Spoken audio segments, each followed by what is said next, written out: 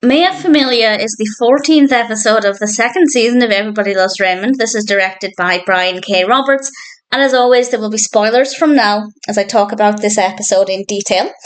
And a little backstory, first of all, just so you know where my views are coming from, because my discussion here might be slightly different, from a slightly different perspective to previous episode discussions, because this episode is part of the reason why I decided to start rewatching Everybody Loves Raymond. I've mentioned this before, so I won't go on about it too much, but last November, I was in the States for Thanksgiving, and I was watching a lot of Everybody Loves Raymond. One of the TV channels, I don't know which one, had back-to-back Everybody Loves Raymond, and this is one of those episodes. So I'm mentioning this for two reasons. One, I want to thank the episode for, in part, reigniting my love of the show, because if I hadn't watched it in the States in November, I probably wouldn't be here reviewing these episodes now. And two, is to point out that pretty much with every other episode that I've reviewed so far, it's the first time I've seen them in a very, very long time. This one I watched, goodness, 8 months ago now, so it has been over half a year, but I could remember it so well, and even though I knew what was going to happen, I still loved it. But I do remember not knowing what was going to happen, and I can say it is completely unpredictable.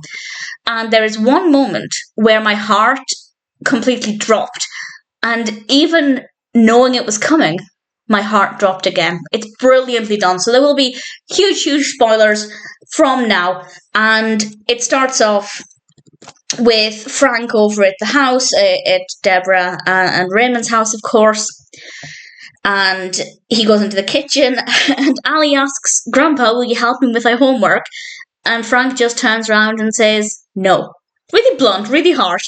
It turns out that she's actually doing a family tree project, and she has to interview the older members of her family. And they start to talk about whether they have any older relatives back in Italy. And Debra suggests Raymond uses the research facility down at the newspaper, and Ray's response was brilliant. He replied, "Why would we want to locate more of these people?" Which I just thought was very entertaining. There are a couple of quotes throughout this that I rather liked that I've written down. We then cut to a little while later. Frank is fixing the heating in the house, but it's too hot. And then Ray comes in, and he's found Aunt Sarina. He's found the contact information for an aunt, Aunt Sarina, who is Frank's aunt, and she's living in Sicily. And then we cut to 3 weeks later. Ali is asking why Aunt Sarina hasn't replied yet, and they decide that Ali's just going to have to interview Uncle Mel, who is absolutely fantastic. He's in the episode a tiny bit, but I really liked what he brought to it. Then there's a knock at the door, and Debra goes to answer, and it's a taxi driver asking for taxi fare plus toll. And of course, Debra is confused. And the next thing we know, a woman is standing in her doorway holding a letter. It's Aunt Sarina, played by Argentina Brunetti. And it turns out that when they wrote in the letter, "If you're ever over in America, come and visit us," she decided she would do just that. And she's flown from Italy to the States, and then immediately after that, we have this really loud, happy dinner scene. Everybody is having a great time, and every scene, almost every scene, with Aunt Sarina is just so happy and joyous and jolly. Now, I'm not Italian, but I do know that stereotypically this is how Italian families are often portrayed in TV. I'd love to know if that's typical or if it is a really great exaggeration, but certainly I understand what they were going for, and it was a really lovely atmosphere to experience, to watch. And Ray also comes in, and he finds out that Debra had put a cot up in Ray's office for Aunt Sarina to stay. And initially Ray's not that happy about this, but a little later on when he's down in his office, he's working, and Aunt Sarina's looking at his awards and all of his photos of him with various celebrities, and she's praising him a lot. And I will say there's a lot of Italian in this episode, and they don't always subtitle it. You might be able to, I didn't try this, you might be able to put on English subtitles, but actually, if they don't subtitle it, I would rather not subtitle it, because I don't think we need to, and that's kind of the point I was trying to make before I interrupted myself. If a lot of the characters are talking in Italian for a good portion of the time without breaking it in English, they do put the subtitles on. But if it's just one character, or they're kind of putting in Italian and English together, they don't subtitle it, and it's easy enough at least to understand what's being said. My Italian isn't great. Certainly I know the odd word or two, but I wasn't picking up absolutely everything all of the characters were saying. Very little, in fact. But I could still fully understand generally what the conversations were about. So I think it's very atmospheric. And Sarina is a really, really likeable character. We then have another dinner scene. This scene in particular has a lot of subtitles. And they all sing this song that I cannot get out of my head. It took me a while to get it out of my head back in November. I have a feeling it's going to be the same one. I don't know what the actual title of it is, but it's the Shayla Luna Metamare one, which is just so delightful. And Debra's definitely feeling a little out of place. She doesn't speak Italian. She doesn't really know what's going on a lot of the time. But Aunt Sarina encourages her to learn the words to this song. Little Ali has learned the words to the song. And eventually Debra does join in. And even Marie and Frank are encouraging Debra and making her feel welcome as part of this one big happy family. And this is carried over into the next scene, where Debra is learning Italian. And then Marie comes over, she's smiling, she's polite, she compliments Debra's outfit. And then Frank comes in. It almost feels like a corny sitcom at this point. Like they're overacting, they're overperforming, but in a way that's obviously meant to be, and it's really delightful. And Frank comes in with a "Hey girls" or "Hi girls," and he's brandishing this photo from his childhood. And then Robert comes in and everybody's cheering for him, and then everybody else is cheering for Raymond, and it's an absolute joy.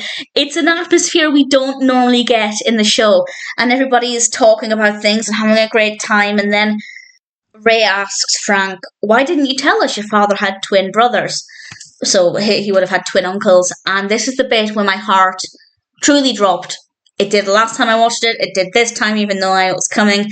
And Frank says, with quite a stern expression, completely different to the atmosphere of the rest of the room, and he just replies, "He didn't." And that's when things get interesting, and we quite quickly piece together the fact that this Aunt Sarina is not their Aunt Sarina.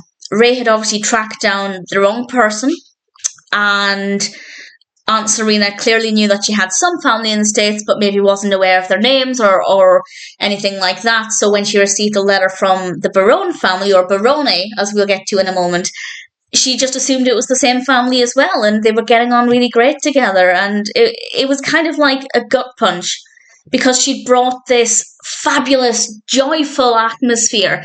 Everybody was happy, and everybody was just loving this family life.